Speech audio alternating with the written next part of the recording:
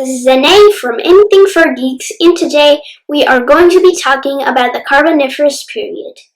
And following the Devonian, there was a huge mass extinction, which I sadly did not mention in the last video, and today we'll be talking about that before we jump into the Carboniferous.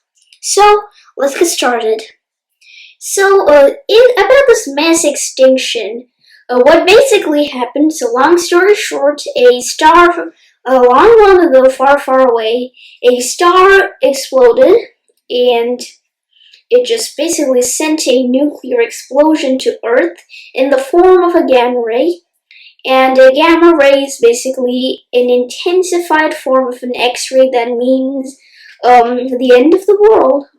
Or rather, the end of the world as it had been, and then the world just rises up again, because that's what pretty much happened during the Carboniferous. The world recovered quickly from this gamma ray. And long story long, okay, so we covered like the star died, and when stars die, they explode. That's called a supernova. And supernovas just chuck out everything around them.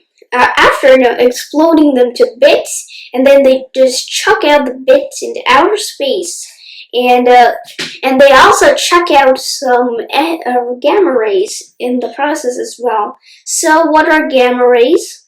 Gamma rays are a form of particle wavelengths, and they're basically a big array of intense radiation. They just produce, they're like, you can direct a nuclear bomb from space, and then you could send it in the form of a gamma ray, and then it would just mean the apocalypse. And actually, this actually happened, and this is actually what happened in the Devonian extinction. And gamma rays can be formed by nuclear fission. And if you think nuclear fission sounds all high and fancy and has some big words, do not fear. I will explain what nuclear fission is in some layman's words. So, what is nuclear fission? Nuclear fission is basically when you take an atom, which is a very small particle that makes up everything else that is not an atom or smaller. So everything bigger than an atom is made from atoms. And what happens is, and nuclear fission is basically you take an atom and you slice it in half. And no, you do not slice it in half like a sushi, with like a chef slices, like, I don't know, like a salmon fillet with a sushi knife. But like a fillet with a sushi knife.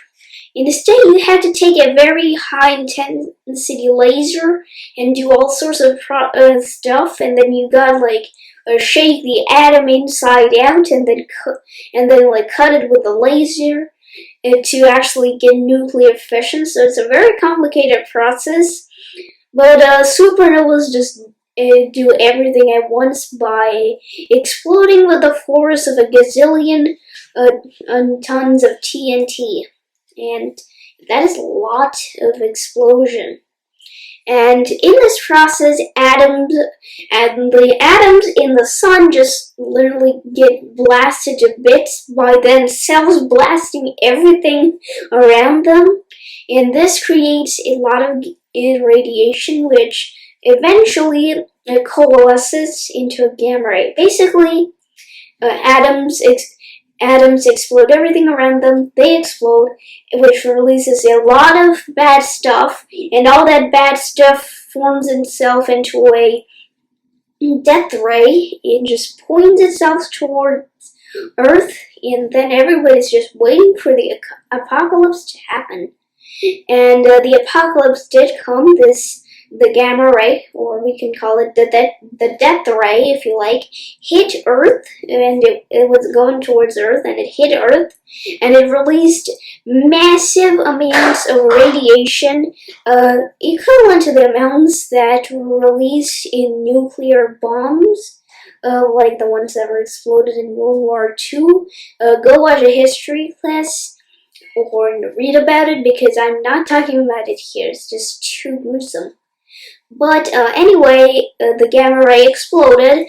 A lot of life just died, and this is not one of the better moments in Earth's history, or really just the history of the universe. Getting hit by gamma ray is no little thing. Like, once you get hit with nuclear radiation, like, the amounts that are caused by a gamma ray hitting the surface, that means that every bit of DNA in your body is blasted away, and basically you can like do stuff, like you can walk, but you're sort of paralyzed. Like, you can still talk, barely talk. You can still feel everything, and it's incredibly painful, let me tell you.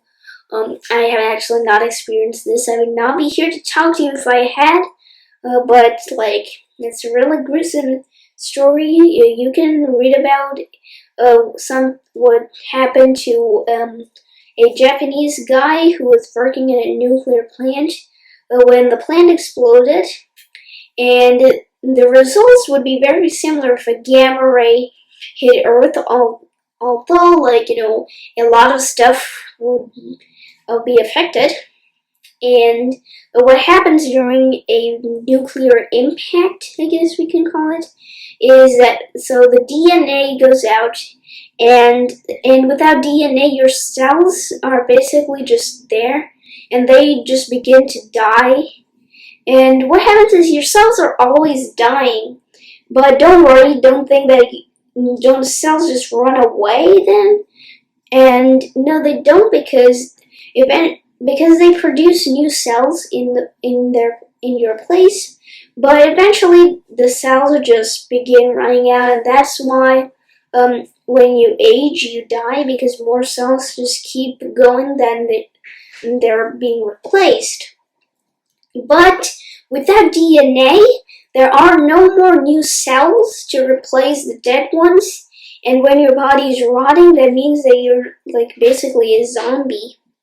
And this mass zombification took place during the Devonian, and it was probably very creepy if somebody was there to see it.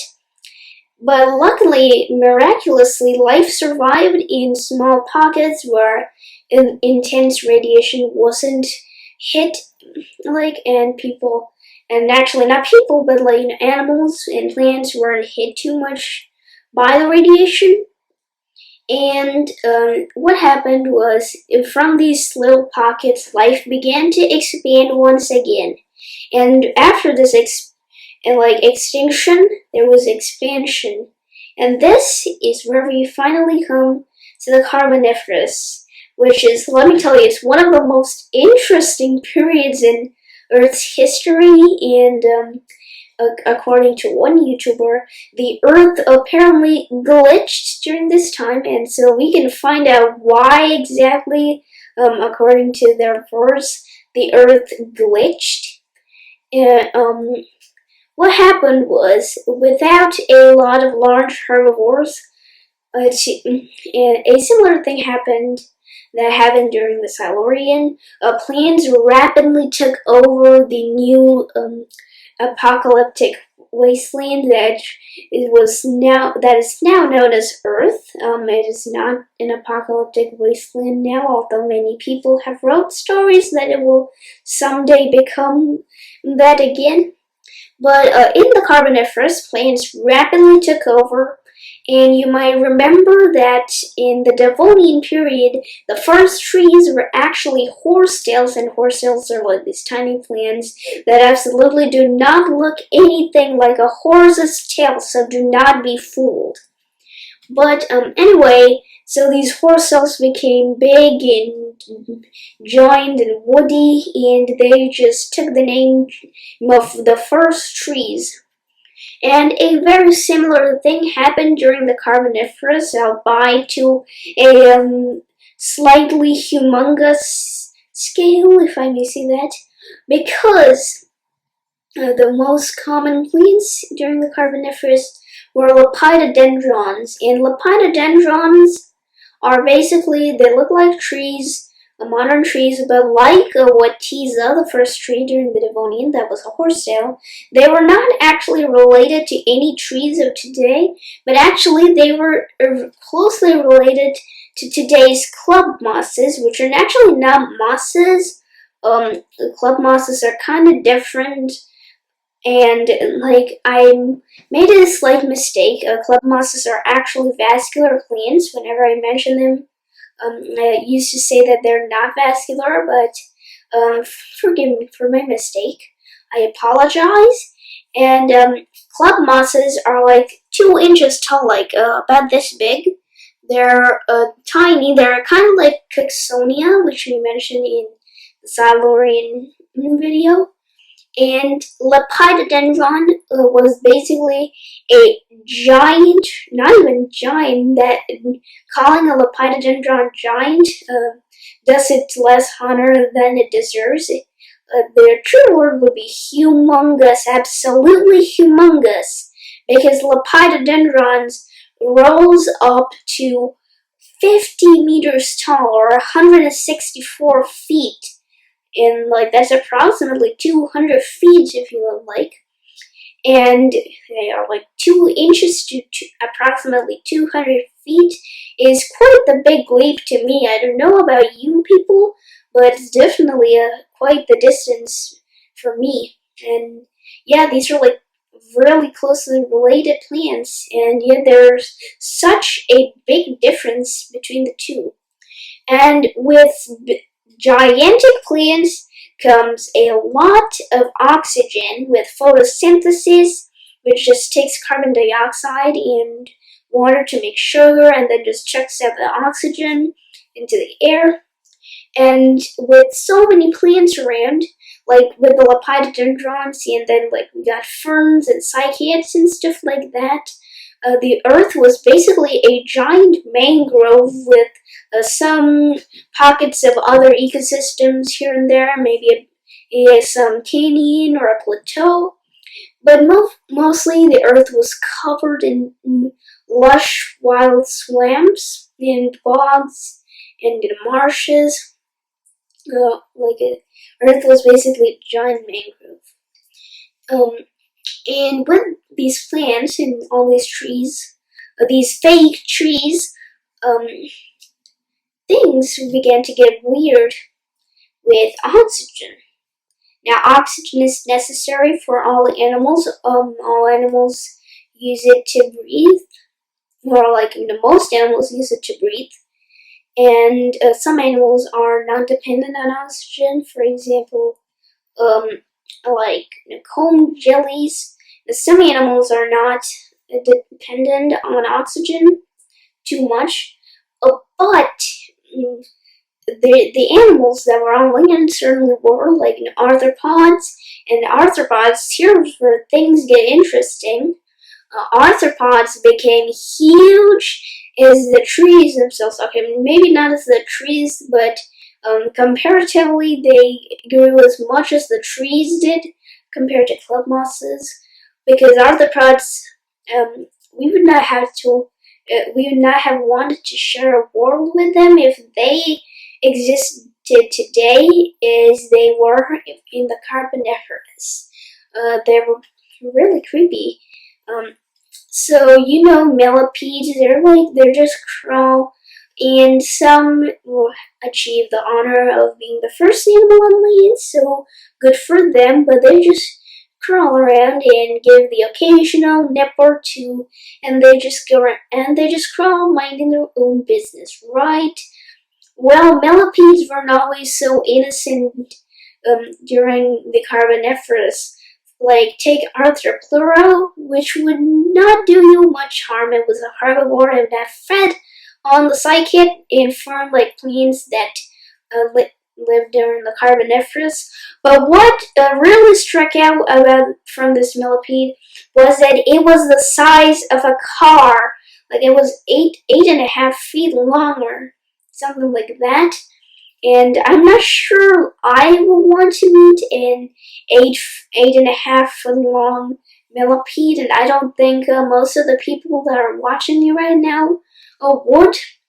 And then you cannot forget Meganeura, which was a close relative of dragonflies. That was the size of a bald eagle and had a wingspan like almost 5 feet long, or like even about 6 feet long. Like Meganeura was a member of the griffin flies, which were monstrous dragonflies. They were truly monstrous. Like, imagine a dragonfly with wings that was the length of the height of an average guy.